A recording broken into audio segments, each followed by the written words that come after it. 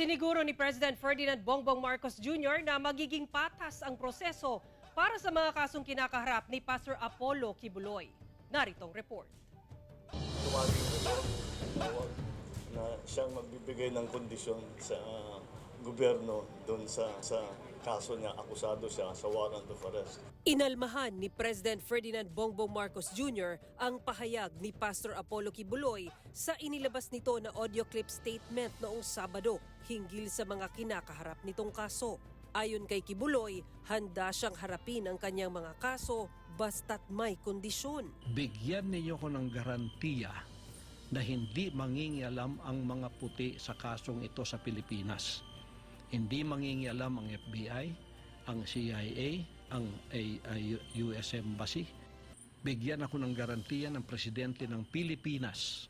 Bigyan ako ng garantiya ng Secretary of Department of Justice, Boying Remulla. Written po yan, written. Bigyan ako ng garantiya ng PNP Head, General Marbil. Bigyan ako ng garantiya ng NBI Head at CIDG. Ako po ay lilitaw at haharapin ko ang lahat ng kasong yan kahit saan nyo dalhin dito sa Pilipinas. Ang pastor ay nahaharap sa mga kasong child abuse at sexual abuse base sa inilabas na arrest warrant ng isang korte sa Davao City.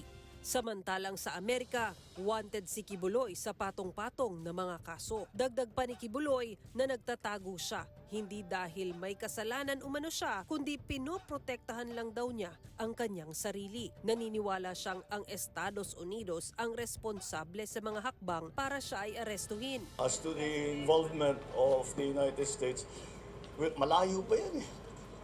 That's going to take years. Ginagarantiya naman ng Pangulo na magiging patas ang gagawing proseso sa mga kaso ng pastor. We've known him for a very long time and ang mapapangako ko, all the proceedings will be fair. Sa inilabas naman na press release ng Department of Justice, kailangang harapin ni Kibuloy ang mga kaso nito ng walang kondisyon at naaayon sa batas. Mula sa GMA Regional TV 1 Mindanao, Sara Hilomen Velasco, nagbabalita para sa GMA Integrated News.